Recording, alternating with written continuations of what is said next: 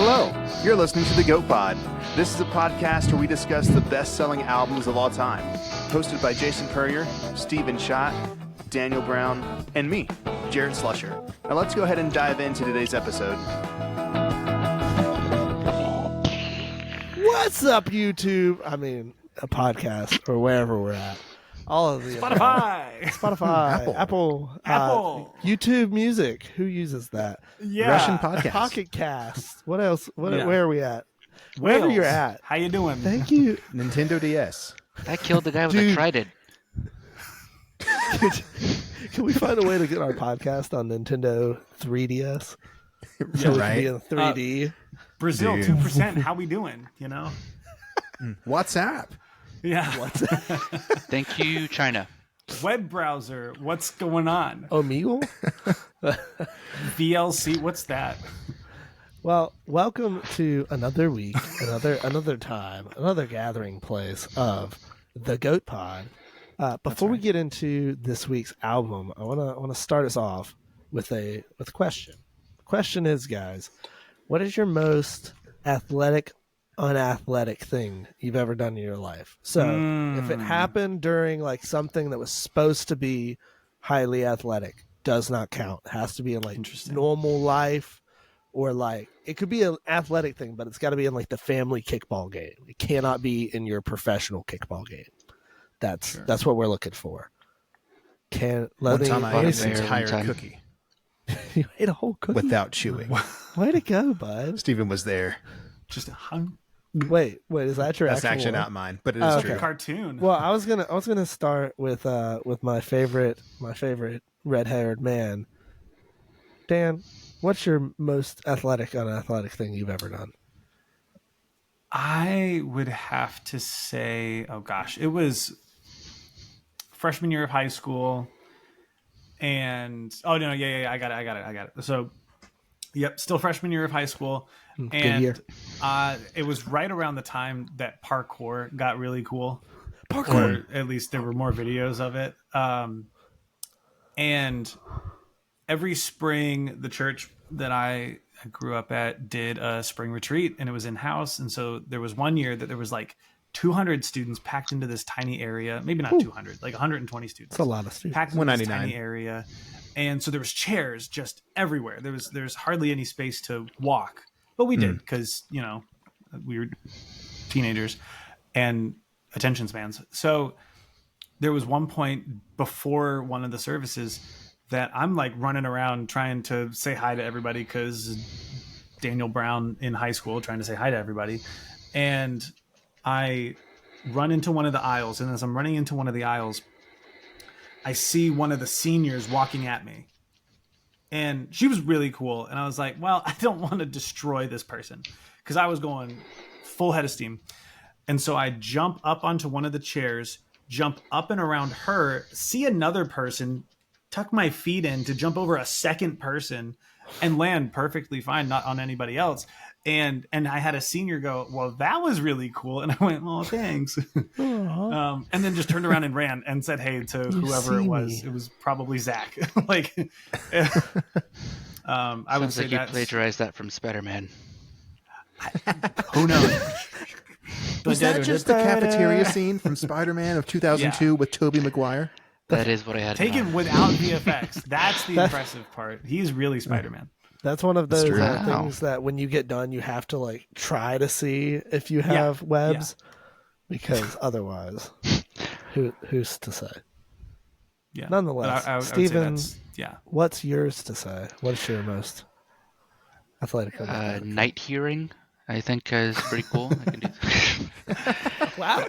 and I plagiarized that from The Office. But, Yeah, I was going to say. Special skills. Night. yeah, At dogs night. understand where I point. Yeah. No, I can, you know those like metal, like pictures that they have on the sides of roads, Oh, like the they have street like sign? numbers or like words. Like yeah, exit signs? yeah, Like, okay. yeah, yeah. I think that would be one of them. Sure. But I can see those, like I can read what text is on them without like having any sort of visual aid, like a prescription glass or something. Whoa. Or like Yeah, binoculars? yeah, no, well, it's more like just normal human vision, but I can see those things, and I don't need any prescription glasses, which I don't know if that's I mean, I think it's athletic. I think it's and athletic. I count it. It's proud of it. definitely not common. I feel checked the attacked. box. Oh, hey. I didn't, Oh, hey, Jared. Jared. I didn't see that you were here. Sorry. This is awkward. He can see the signs, but he cannot see you. Jared, what is your most athletic and man. athletic thing that you've done in your life? Yeah, I am pretty good at whenever I become off balance of quickly finding my balance. Mm-hmm. Sometimes I find it again and again because I'm so good at it. But this has happened a few times where, like, when like you're falling, you're like, oh, you Again and catch again. yourself. But like you catch yourself, but then you catch yourself too much, and so then you go the other way, and you have to like So you have re-catch too yourself. much balance. It just depends on the situation. Imagining Jared just If you catch yourself and go the other way, then you haven't caught yourself. yeah, Well, it's once. All of That's that's called one. continuing to fall. Yes. with style. But the one time in particular I'm thinking about, no one was here to see Well it. said, Jason.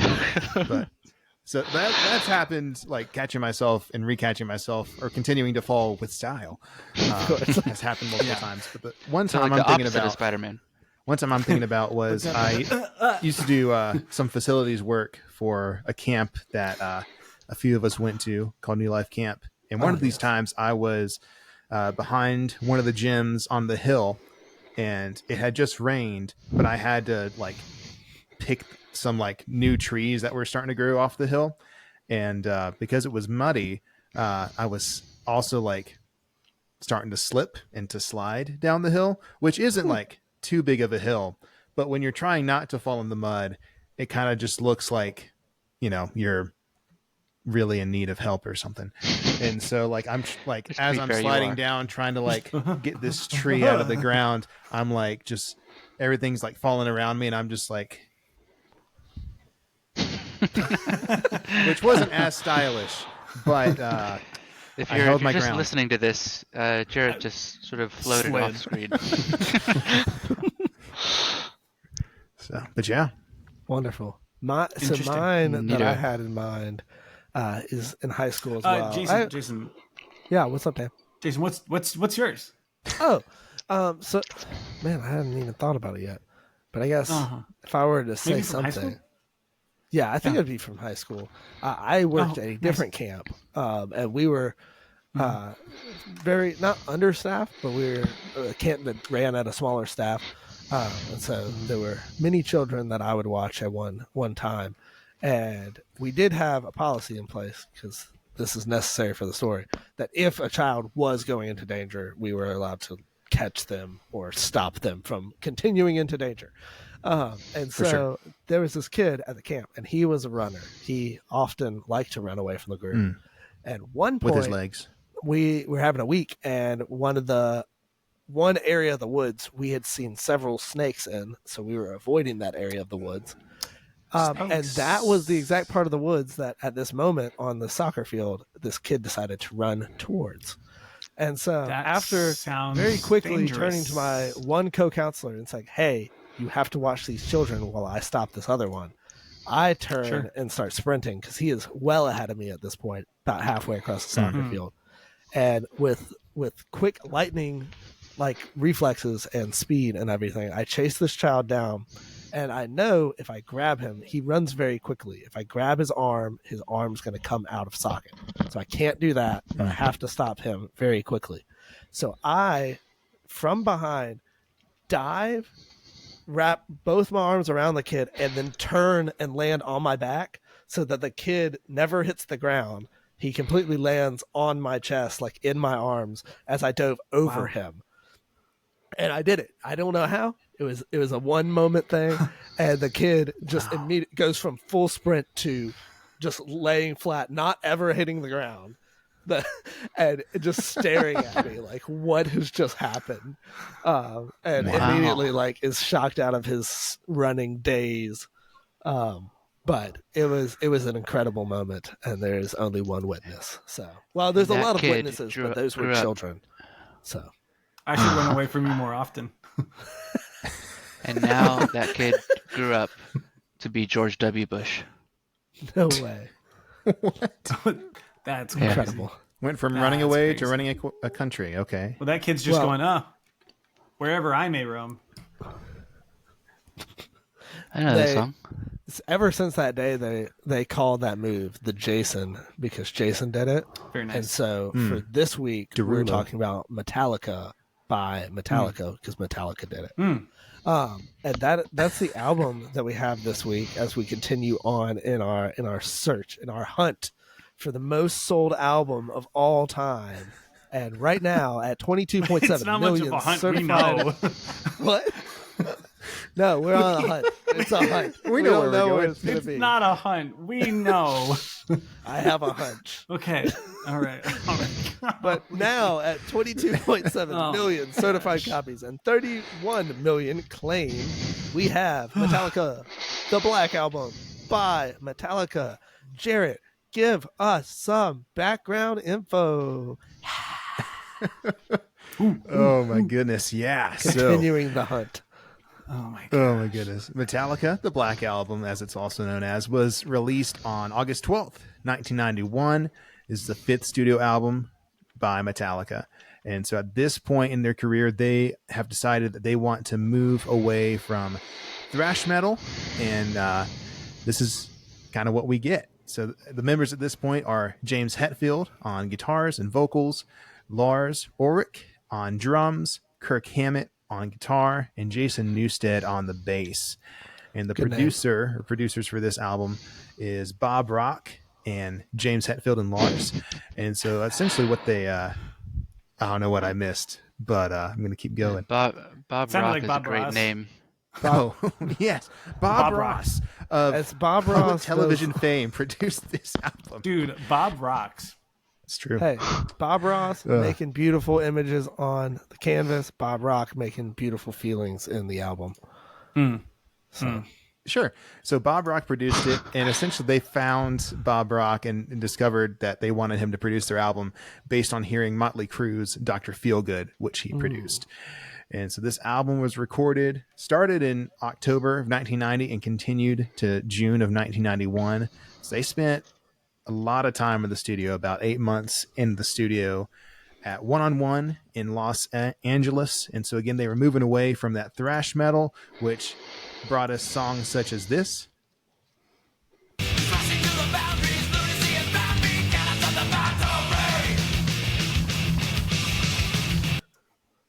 And incredible. Great.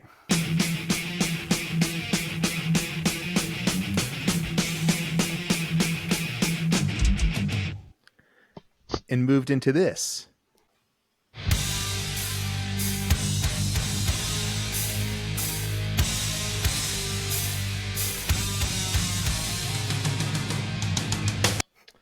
So moving Awesome. away from the obviously thrash, very fast, like 140, 80 beats per minute, down to way slower, like 190, somewhere in there. And so essentially this came after the And Justice for All album, which saw them both like continuing in the thrash scene, but also coming up with very long, very complex songs, which were really more of here's a riff, here's an idea with that riff, and then we move on to another riff, go with that. And I think the longest song on that one's like 9, maybe 11 minutes.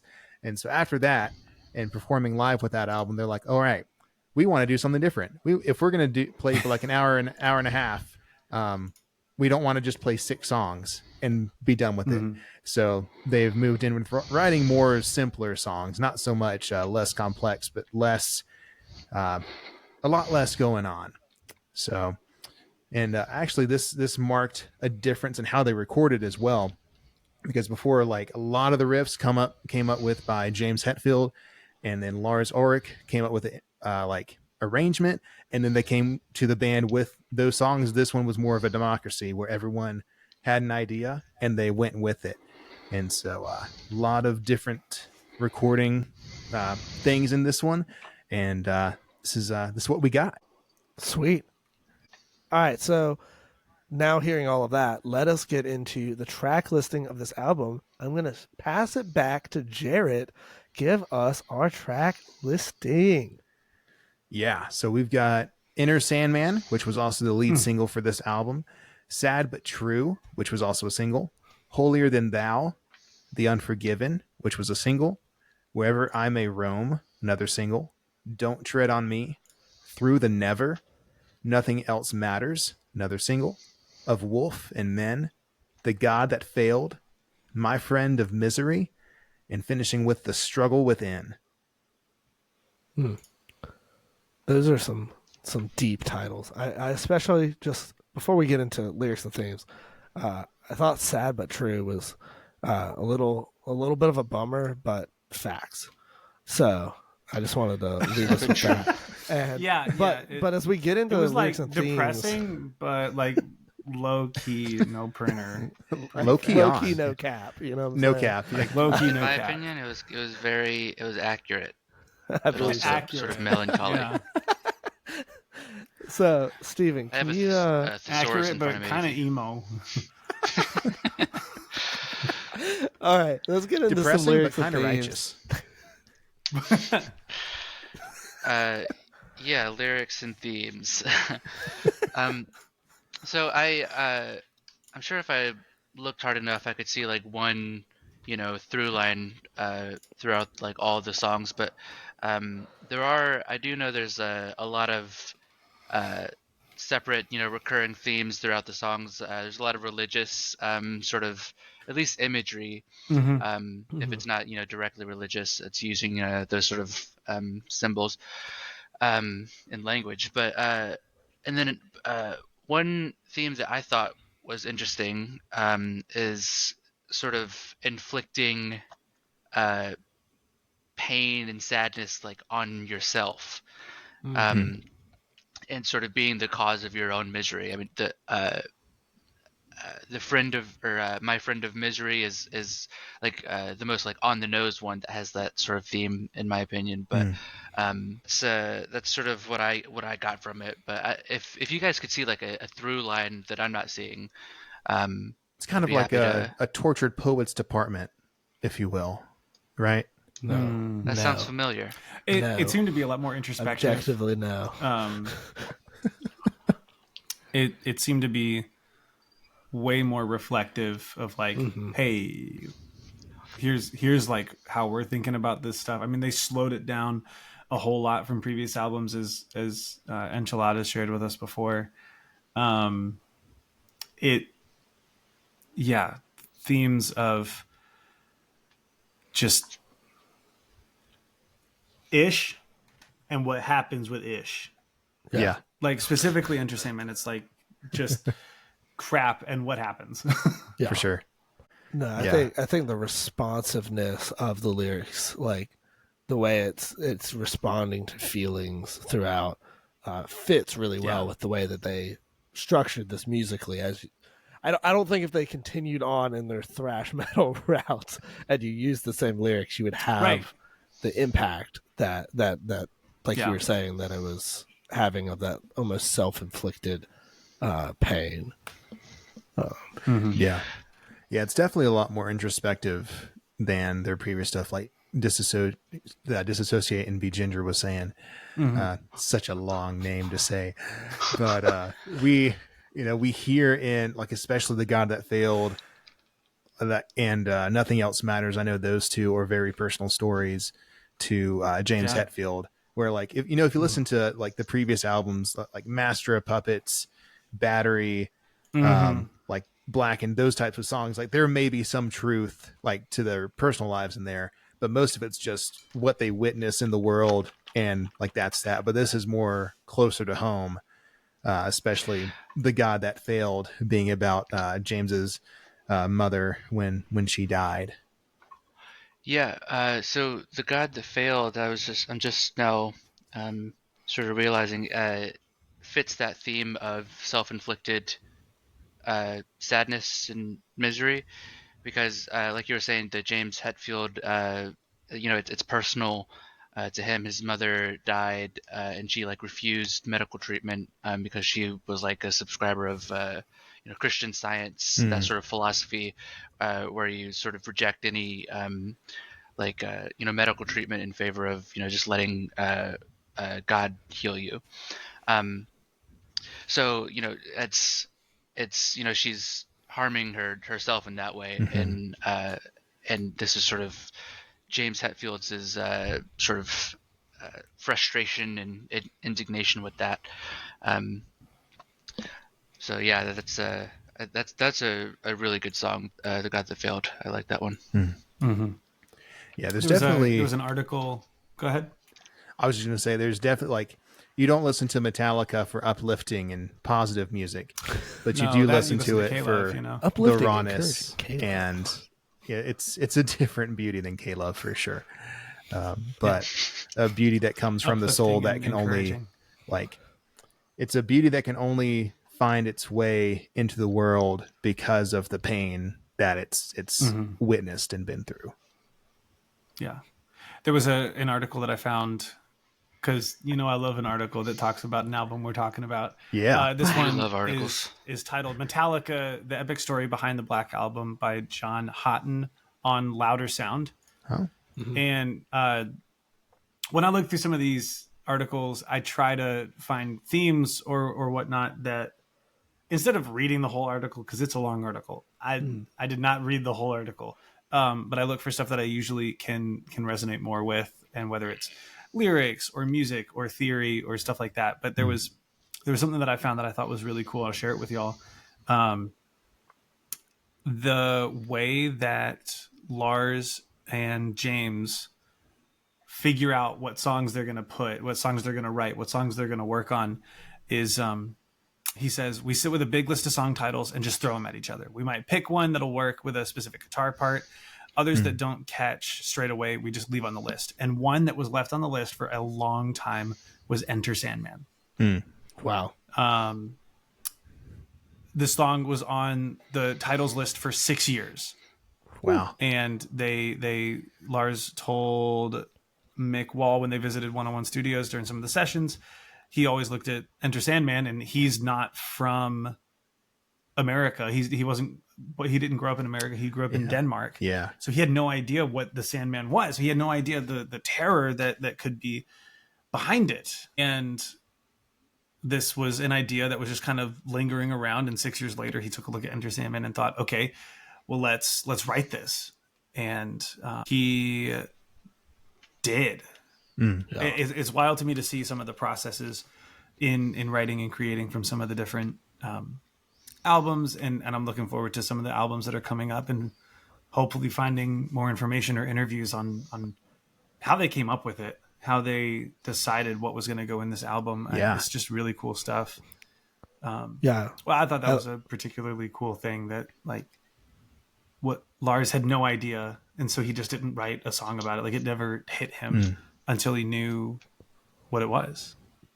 No, I think that's crazy. I think that also, I think it leads us into this idea of musicalities, which, Dan, you lead us in. But before we get to this, I think pulling up articles on things that we're talking about is a good thing. You should definitely do that more. I like this new twist that you've given us, Dan. Yeah, I'll do my best. So hop on it.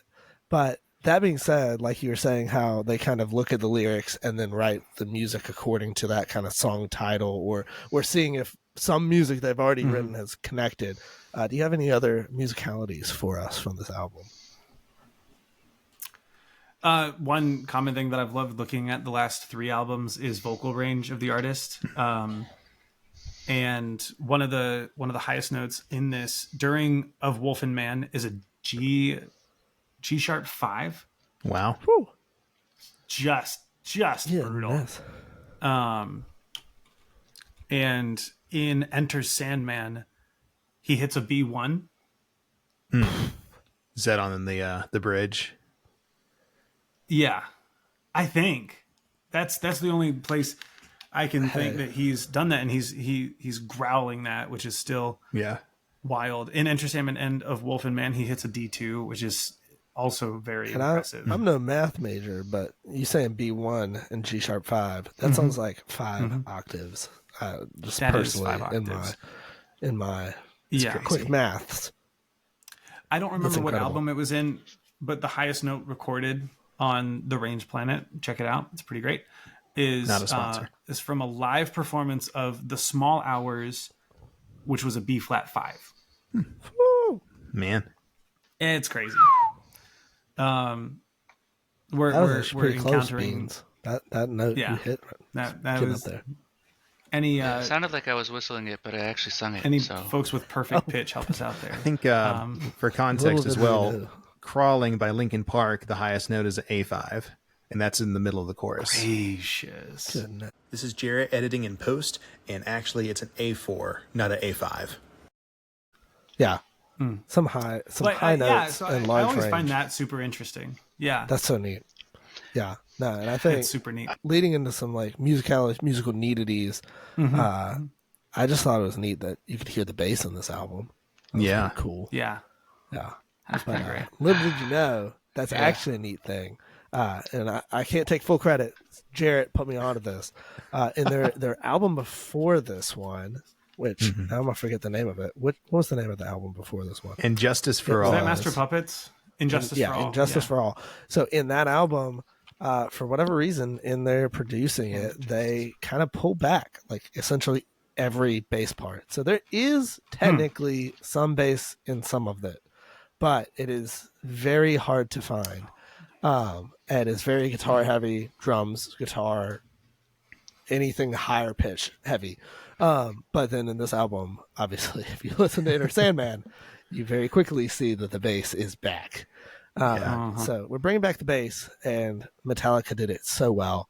And I think if you didn't have bass, again, like a lot of things, I think the lyrics and the style and the production works super, super well across the board for this whole album. A lot of the reason why it definitely sold as many copies as it did. The album as a whole is so unified that there's no question of like, oh, why are they doing this? It's like, no, that sound, this lyric, this way it's produced and balanced just fits so well. Yeah. There you can go on YouTube and find Injustice for All with Jason's bass parts, and what people have done they've called it Injustice for Jason, where it ranges from where like the bass is there, it's just present and it's a fuller sound, to where like they've really turned the bass up so you can hear it and it sounds a little more like Pantera-esque, which That's cool. pretty cool. is that like Kafka-esque? No, it's more No, not quite. it's more beanie. More Pantera-y. Yeah. Oh, okay. I got you. But You know, That being said, something I kind of clocked.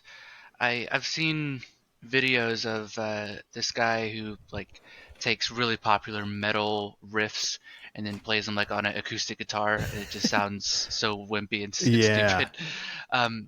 But it's easy to like look at those and be like, oh, I guess metal is not, it's not all that. It's not all that. But listening to these songs, those like iconic riffs are almost just like a rhythm guitar part of it. It's like it's a very like background part of the song. Like you can play those riffs and then play a guitar solo over that riff.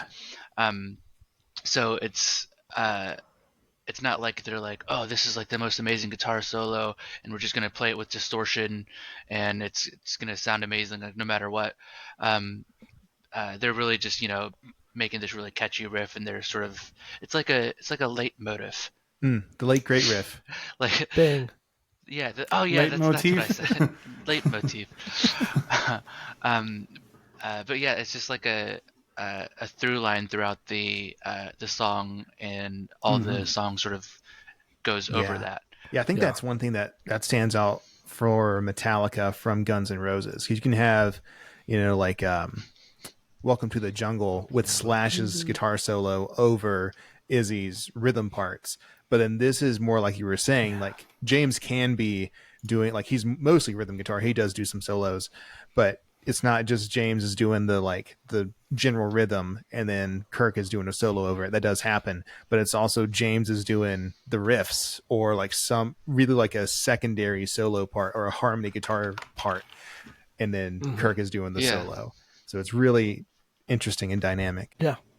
No, I think I didn't even think through when musical nudities, but like the way that metal music happens is so much based on the amps that are used, the way that they use tone from the different guitar pedals and so forth. I saw a video the other day that said if you take metal music and just take away all the tones and play it on a mute bridged guitar, it just sounds like like West Coast surf rock, and it's very accurate. And it's kind of funny. There was like a guy on TikTok who was playing clips of like Metallica and like an old Guns N' Roses clip and like different things that are like a little bit harder and heavier tone, and then just put it like clean tone, real like springy, and it just sounded hilarious. That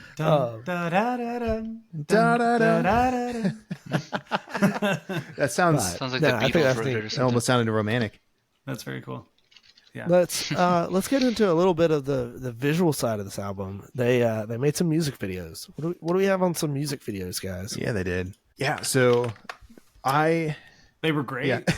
They were. It's interesting. They were music videos from the 90s. Yeah, like you can definitely tell if you watch them. There's a lot of the same kind of effect, especially that like they had Enter Sandman, which that was the lead single video came out, and they kind of copied that same kind of effect of like I want to say blurry face kind of effect, but I know that's not the actual name for it.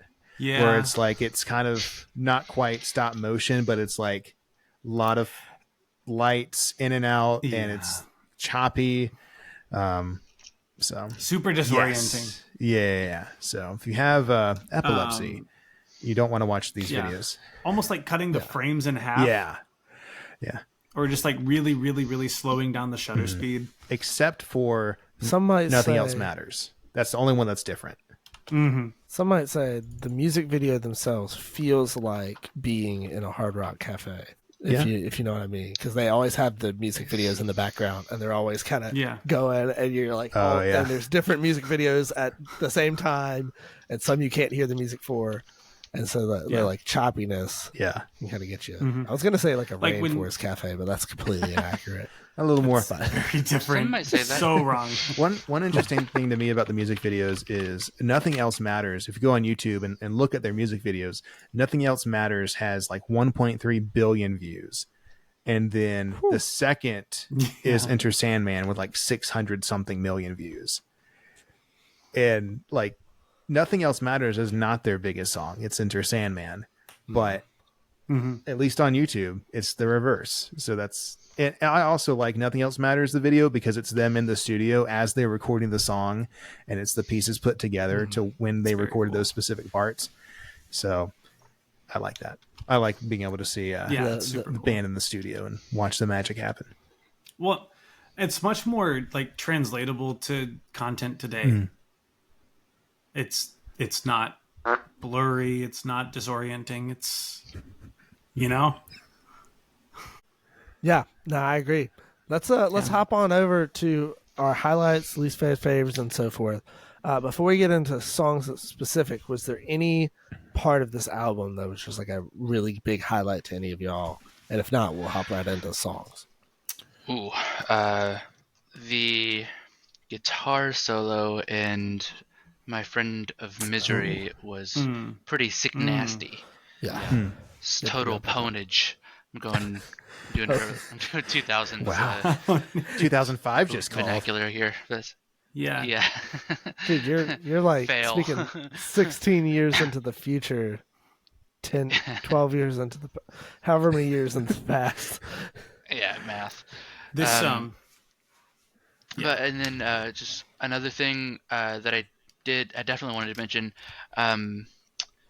Let's see. So the Unforgiven and Wherever I May Roam, I think are like brother and sister, or they're just related, because the Unforgiven is sort of about how being born into the world and not being able to be yourself, and being like sort of suppressed from early on, and being subdued and neutered, and not being able to become your unique personality. And then wherever I may roam, to me is more about, if you are able to achieve that individuality and to achieve, like, to really be yourself, then it comes at the cost of being alienated from these broader communities, and being able to relate to everybody, because you've cultivated this very specific your individual interests and all that.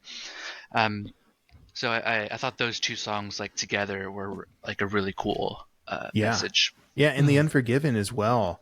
That's one where Lars was saying that he really wanted to have a song that had really heavy verses, but a soft chorus. And typically, like, if you listen to any song, especially on the radio, it tends to be you have like the soft verse or a somewhat mellow verse, and then the chorus just goes really heavy. And he was like, I want to do the opposite of that.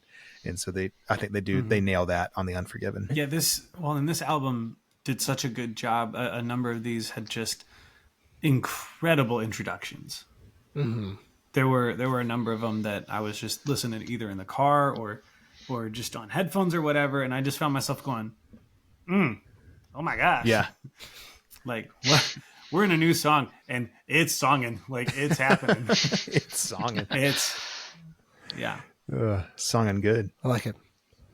Another cool thing that I got one more, and then we can move on. Go for it. When we talk about, like, this is such a contrast to other albums that they've written before, particularly with, as you were saying, No Way, the length of the songs, or maybe it was Enchiladas that was saying this. The length of the songs is way different. Oh yeah, that was me.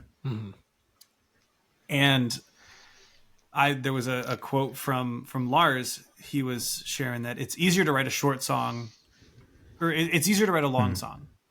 And what they wanted to do was they wanted to prove their musicality. They wanted to prove their ability to write and be a bit more challenging, and have some of these different contrasts, some of these different genre jumps, and not even genre jumps, but just the feeling, the rhythms, like, they're different throughout the album. But he says, the hardest thing, it's way easier to write a long song. The hardest thing to do is to edit yourself. And it goes on in this article by, I don't know, Brevity Blog. Dude's got a name. I don't know. It's somewhere in there. Brendan O'Meara. Sounds good to me. Says, like, you have to decide what parts of yourself you're going to let go of, which, or just, what parts of something that you've thought of, you have to say, like, oh, do I really need this? No. And that can be really difficult in the writing process. But I thought that was interesting. Man, that's pretty deep. Like, I can resonate with that as someone who comes up with riffs and has song ideas, is a songwriter. Like, you have, here's the message I want to have, and here's all the different thoughts that come with that. And then it's time to slice it. And it's like, okay, this part's redundant. Which one is the greater? Or this could be a completely different song. It sounds good, but it shouldn't be a part of this. Yeah. So I feel that. Yeah. On a personal level. Yeah, I like it. All right, let's get on to specific songs. Let's do least faves first. So I feel like faves is going to be more fun this week, especially. So let's start off with the lowlights. What do we got least faves? Steven, what is lowest on your totem pole? I am going to say the lowest was it's between Holier Than Thou and Don't Tread on Me. And by the way, Don't Tread on Me is proof that Metallica supports the Tea Party. Yeah. So they were there. If you were wondering if they had conservative leanings, here you go. But I guess I'll say Holier Than Thou was my least favorite. I didn't love the chorus. It just wasn't like as catchy, and it seems sort of forced. More forced than the other ones. That's going to be my. That was going to be the lead single. You didn't like the intro to Don't Tread on Me? What's that? You didn't like the intro to "Don't Tread on Me," or at Uh, least it was part of your least favorite song. yeah. What was it? What was the Don't intro? tread on Don't tread on me. me. I don't remember. It quoted America from Leonard Bernstein's West Side Story. Oh, Oh, yeah. no, I didn't care for that. No. Gosh, I thought that was great. So Holier Than Thou was going to be the lead single until Lars was like, no, it should be Enter Sandman. Yeah. Thank goodness God he bless Lars. said Yeah, so. because Holier Than Thou is kind of Lars. like a little more reminiscent of their earlier thrash stuff. And Lars was like, no, we like, if we're going to go like if we're going to go different, we got to go not with something that sounds like stuff we've done before. 2, it's the better song. And so he was like the only one that wanted it to be the single. And obviously he got his way. But I thought that was interesting. And plus, if you had started with the similar, then people would get drawn in and then be like, wait, why did they switch up? Ah. Where the other way works a whole lot better functionally. And then it wasn't even a single, like sweet. at all. Didn't lead the album and didn't even become a part of the representation. So then, Jarrett, which song would be the least single worthy to you on this album? Dude, I don't know if I have one. Like, I really like this album. Myself. If you're thinking about it, you can hop on my cop out train. I'll give you what my cop out train is because I don't have a least favorite. But my thing, and we were chatting a little bit beforehand. I love Metallica, but Metallica can run old on me, and so listening to it as an entire album can run a little. It's not repetitive. It's not the right term for it. But because of metal being the way it is, there is a repetition in it that it would lose. It would stop being metal if it didn't have some of those recurring. I have a theory for why that might be. Go for it. Why it might Give it to be me. sort of you get tired listening to it. It's because it's so sad and draining. Yeah. It's really intense emotion, so it's easy to get sort of exhausted with having your attention on those sorts of things for long periods of time. So and I don't think it's lyrics to me. It's not the lyrics that run me down. It's the music itself. Yeah, for me at least. That did it. That did the it music for me, itself was is sad. the lyrical themes did it for me. Yeah, I could see that. I mean, this is but for the sake of completing my cop out, is I don't really have a least favorite. I felt like a lot of them were kind of in the same range for me of not least favorite, just my lesser favorites. But that's like 6 songs for sure for me, and so as a whole, I felt that way. But that's not me. That's not a Metallica thing for me, or this album thing for me, but a metal thing for me. I mean, there's 12 songs on the album, and the whole thing's like about an hour, which it's not the longest album that we've talked about. But it's not long. No, no, it's not. It's not really a pacing issue, but it is, to your point, that when you're going at 10, like for a long time, at some point you're like, when do we go down to 6 or 9 at least? But sure. Right, there's not like an acoustic ballad to sort of cleanse the palate. Like Nothing Else Matters is kind of close, but even then it's still like it's like at maybe a 6 and builds to a 8. So, but you never get below 6 on this album. Not at all. So if you want to join me on my cop, I will. But if you I will jump on that ship joyfully, and I'll row, dude. I'll even row that boat. You'll row. Dan, what you got? Or are you My Friend of Misery? Too? Oh, okay. That was my least favorite. If I had to pick one, My Friend of Misery. Because of the bass solo at the intro. No. Maybe. Wow. Maybe. Wow. As a fellow Jason. I know, Dan. Come on. That's all I could say. It's a Jason thing. I can't get behind it. Well, they really messed up by having all this bass. If you hate Jason's that much, well, then tell me at least what your favorite song was. That way I can be a little happier with you. We'll start with Dan. What's your top? What's your creme de la creme from this album? It's it's hard not to pick Enter Sandman. It's really difficult, but I gotta say, in the context of the entire album, right? That's what we're doing. Any here. other random Tuesday, I'm picking Enter Sandman, and it's not even close. But in the context of this album, my favorite song was Sad But True. Okay. Solid choice. And I think it's because it surprised me. And it's the hits at the beginning that like that was the first time that I was like, oh my gosh, like we're going at it. Because I knew Enter Sandman. Like that one wasn't a surprise, but it's the dun dun dun dun. And it's so good. It's so good. So sad but true. All right, Jarrett, what you got? What you got for us? Oh man, let's see. Lay it on me, Robin Thicke. Oh my gosh, the line's a little bit blurred there. I'm gonna go with. I'm gonna go with Nothing Else Matters.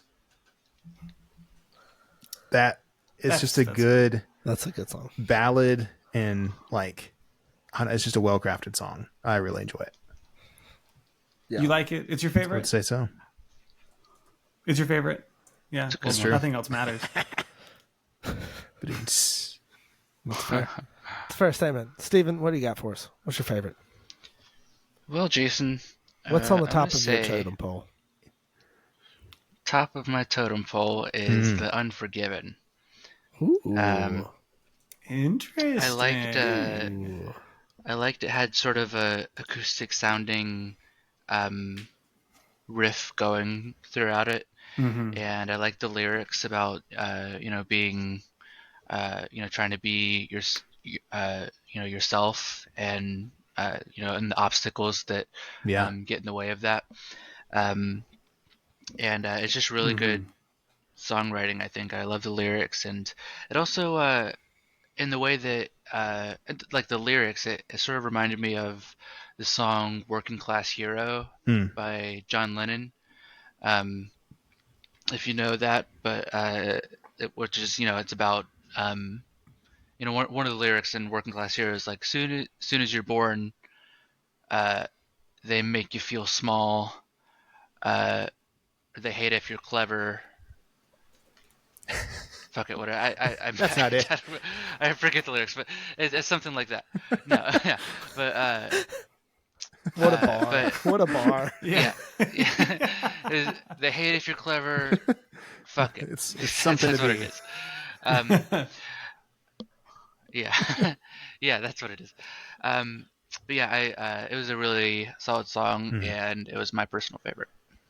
I like it. That was top 3 for me. Yeah, I love that song so much, and it gave me big old Bon Jovi vibes. Big old Bon Jovi vibes. Hey, no way. What about you? What was your favorite? Well, I've been thinking about it a lot, but I think I need to get into a new character to be able to say this one. He's putting the face on. All right, because all you indie thinkerheads can't pick true greatness. I'm picking the only right answer, which is freaking Enter Sandman. I don't know why you fools are trying to speak anything different. This song is what do you mean? An absolute in the context of the album. banger. The context of the album. Context of the album. I won't hear anything else. The album would be absolute you nothing are a sellout. Without this song. That is so basic. This song didn't start it. Exactly. That's the point. Loud you guys are too scared to Who be invited basic and right. Anthony Fantano to this podcast? That being said, let me get out of character. Yeah.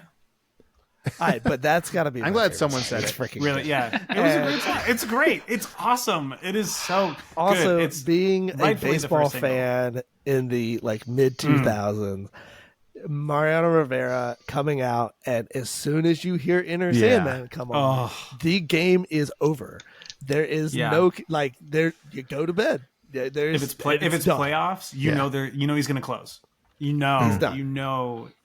There's a reason when they retired Jackie Robinson's number from all of baseball, they said, all right, everybody's got to get rid of number 42, but Mariano Rivera, you can keep having it because you are too good for us to take it away from you. And then he was the only person to get unanimously voted into the Hall of Fame. And that was his walkout song. And the glories of this album combined with the glories of his cutter is just beauty to the world. So unlike you lame guys that are too indie to be basic and true, that's got to be my song. Plus, if I didn't say it, it wouldn't make it onto our faves playlist on Spotify. True, and that would be that's why we left it for you, man. Crime. That would be a crime against kind of humanity. be a crime. Good. I'm glad. For those that might not know baseball and like how impactful this particular pitcher was to the game of baseball, in the playoffs, in like the best of the best every year, he had 96 appearances and he gave up, I think it was less than 10 runs in 96 appearances, which is absurd. And he couldn't have done any of that without Metallica. Without Metallica, it wouldn't have been there. And that would not riff, have happened. That opening riff, when Kirk originally recorded that riff, it was not exactly the way that it's recorded. It because when you hear it, it's like da na na na na, and it repeats that part 3 times, and then it goes to the tail da na na na na na na na. In the original version, there was no repetition. It was the high part straight into the chords, which you can also find that. Maybe I'll put it on the socials later. But Lars was like, hey, let's take that head, let's repeat it 3 times, and then put the tail on. Let's see what that does. And then we got Enter Sandman. Before we waste too much time, we haven't wasted any time, but before we do, let's get on to what everybody's been waiting all of this time for, which is our album ranker. So, Dan, if you can do your always good input area, I will lead us through it. But I want to begin with our resident Steven, and say, Jarrett, where do you rate this song in your album ranker? And if you don't remember it, we're pulling it up. We're making sure. Let's see here. I need to get into the right drive. I have too many Gmail accounts. This is a problem. Relatable. But let me give us a little countdown for where we're at on the overall ranking. We're gonna go top down. Number 1 is still Abbey Road from the Beatles. Number 2, Sgt. Pepper's Lonely Hearts Club Band, tied with Supernatural, Santana. Then at 4, we have Guns N' Roses, Appetite for Destruction. 5, Let's Talk About Love. Number 6, we have The Wall, which is tied with also number 6, Born in the USA by Bruce Springsteen. And then we got 8, we have Dangerous by Michael Jackson. And rounding off the bottom of our list, we have ... Baby One More Time. And did I read something wrong earlier? Did I say Brothers in Arms yet? No, okay. No, not yet. Yeah, Dire Straits, Brothers in Arms. They were sitting, 2 things were sitting on top. There's a few ties. I want to make sure I read that right. Gotcha, So that's where we're at. Jarrett, in your ranking, where are you putting Metallica by Metallica? This is tough. I'm probably going to get some flack for this, but I am putting this at number 2. Woo! Way up there. I was about to say, are you going to go below the wall? Because if so, you are going to get flagged. That would be crazy. That would be absurd. I would leave the podcast if I put this below the wall. We would have to find... no, I'm putting it in between Sgt. Pepper, which is my number 1, and Abbey Road, which was my number 2. Wow. Interesting. All right. Let's hop on to Steven. We've been waiting long enough, but Dan, where would you put this one? This is so difficult. I'm not having a good time picking where I want this to go. I've got to just go with my gut. I've got to put this number 5 between Let's Talk About Love and Born in the USA. All right. I can dig with that. Yeah. All right. All right. Steven, since tough. it's come to this time, I'm going to go ahead and say where I put it in my ranker. What the heck And- already?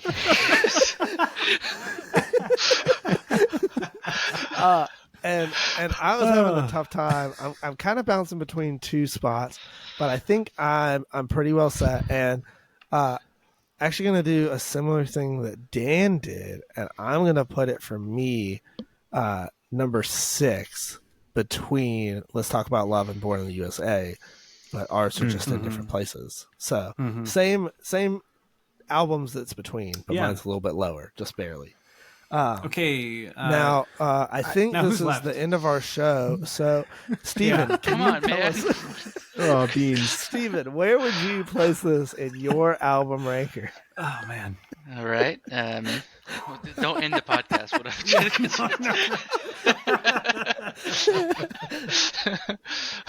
Look, enough is my enough. gosh. Okay, so where I'm going to put this is at number 12, which is Oh, 3. I like it. Below Abbey Road and above Supernatural. Honestly, I was going to completely Wow. guess that Man. was your spot. Wow. I was thinking you were going to go above Supernatural. I just wasn't sure if you were going to beat out Abbey Road or not. You know me That- so well. Did. That shifted All right. things. Let's see where we're at. So the bottom of the list, I don't think that did too much. 10s, Nothing. tied at 10s. We Nothing still got different. Brother in Arm, Baby One More Time. 8, or I guess 9, we have Dangerous. 8, we have Born in the USA. 7, we have The Wall. Which is Six- crazy. I'm okay with that. Jarrett. That's wild, Jarrett. Thank you for screwing this list over. 6, we have Let's Talk About Love. Do we have any other 6s? 5, Appetite for Destruction. Yeah, we lost some ties. We gained some, 3s. but we lost some. Yeah. 5. Now we got 2 3s, which is Sgt. Pepper's Lonely Hearts Club Band and Supernatural by Santana. Number 2 overall is Metallica by Metallica. Man. That's Way to go, wild. Jarrett. And number 1, the Beatles, Abbey Road. That's incredible. Metallica's up All and over. right. That's a lot. I know math how it works, but like seeing that Metallica placed 5 and 6 in 2 different things and then ended up at the average 2 is just, it blows my mind. But it's true. It's a true statement. You know, Well, it's the personally, second highest. Its average is 4. Yes. So to me, I think that in my eyes, Jarrett has redeemed himself with putting Metallica so high. He has made up somewhat, at least, for his almost unforgivable blunder with putting the I wall was so low. I was the So, unforgiven, this is crazy and now to I'm me. You're back in my good forgiven. graces. So In Steven's that's eyes. from the album. Yeah, in Steven's That's eyes, the which epitome. is that's the only thing that matters. It means Nothing else something. matters. I think all we can say is out of this outcome and everything, seeing our ranker, Dan, I have a question for you. What's 9 plus 10? The name of our next album by Adele, which is 21, also baby. it's also the youngest I'm album. sorry, I can't on this let list. You said 9 plus 10? Yeah, 9 plus 21. 10, 21. That Didn't is that our kid- next Never one. mind, we don't No, need to talk it is about not. That I think that's all we 9 have plus for this no, week, and I'm so listen, glad. 9 till plus next 10 week. is 19. It is not 21. thank you, Stephen. That concludes this episode of the Goat Pod. If you enjoyed this or didn't, feel free to let us know by emailing us at thegoatpodemail@gmail.com or DM us on Instagram at thegoat_pod. Thank you so much for listening, and until next time.